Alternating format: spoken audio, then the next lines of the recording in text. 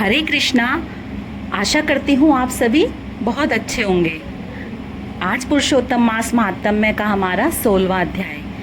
श्री नारायण कहने लगे कि वाल्मीकि ऋषि इस प्रकार राजा दृढ़धनवा को उद्यापन विधि बताकर कहने लगे, हे राजन, तेरा कल्याण हो।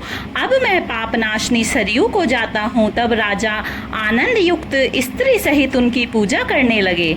ऋषि ने राजा की पूजा को अंगीकार कर उसे आशीर्वाद दिया।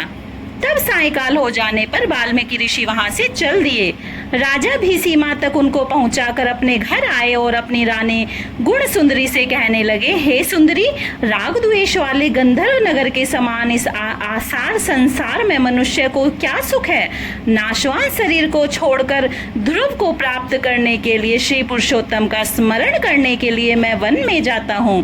तब वह पतिव्रता ऐसे वचन सुनकर अत्यंत नम्रता से हाथ जोड़कर कहने लगी, हे पतिदेव, मैं भी आपके साथ चलूंगी। पतिव्रता स्त्रियों के लिए तो पति ही देवता है। इस प्रकार प्रिया का वाक्य सुनकर और अंगीकार करके राजा पुत्र को राज्याभिषेक कर स्त्री के साथ तत्काल मुनियों से सेवित वन को चला गया।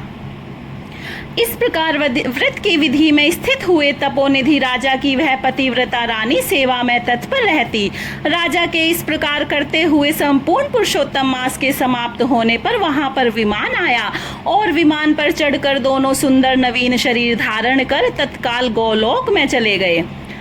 श्री नारायण बोले, हे नारद, इस पृथ्वी तल में पुरुषोत्तम के समान कुछ भी नहीं है। 1000 जन्मों तक तप करने से भी फल नहीं मिलता जो पुरुषोत्तम के सेवन से मिलता है। जैसे बंदर के 3 रात्रि स्नान करने से करोड़ों जन्मों के पाप नष्ट हो गए थे, श्री पुरुषोत्तम मास में अनजाने ही उस दुष्ट बंदर का स्नान होने से पूर्व कुकर्मों का नाश हो गया था और वह सुंदर शरीर धारण कर विमान पर चढ़कर गोलोक को चला गया था। तपोनिधे, सब लोगों के हित के लिए वह कथा मेरे से कहिए कि उस बंदर ने 3 रात्रि वहां पर स्नान किया। वह बंदर कौन था, उसने क्या आहार किया, कहाँ उत्पन्न हुआ और उसके अनजाने ही पुरुषोत्तम मास में स्नान करने का क्या फल हुआ। श्री नारायण बोले, केरल देश में उत्पन्न अत्यंत लोभी एक ब्राह्मण था। इस कर्म से लोक में वह कंजूस नाम से विख्यात था। यद्यपि उसके पिता ने उसका नाम चित्र शर्मा रखा था। वह कभी भी कोई धार्मिक कृत्य नहीं करता था। एक वन में विचरने वाला माली उसका मित्र था। वह ब्राह्मण सदैव अपने उस मित्र माली के पास जाकर और रोकर बारंबार अपना दुख कहा करता था कि नगर में रहने वाले सदैव मेरा तिरस्कार करते हैं। इससे इस नगर में रहना अति कठिन हो गया है।